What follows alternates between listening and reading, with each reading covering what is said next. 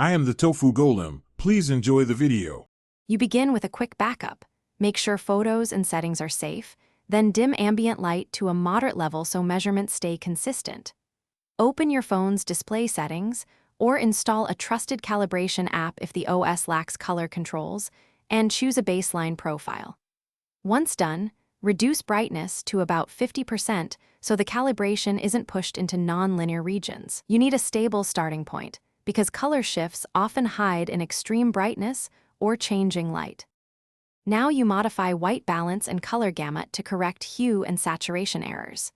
Use white point sliders to nudge toward warm or cool.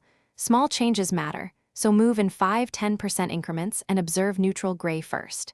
Then pick the closest gamut, sRGB or display P3, or build a custom profile if available. Make sure to compare neutral gray patches and common skin tones, because the eye notices those most. Once you match them, saturation and tint will fall into place. Finish by doing side-by-side A/B comparisons with your original images. Save the new profile only when it consistently improves accuracy. Once saved, reboot the phone and test in several lighting conditions: indoor, fluorescent, and natural light, because some corrections look right in one scene but fail in another.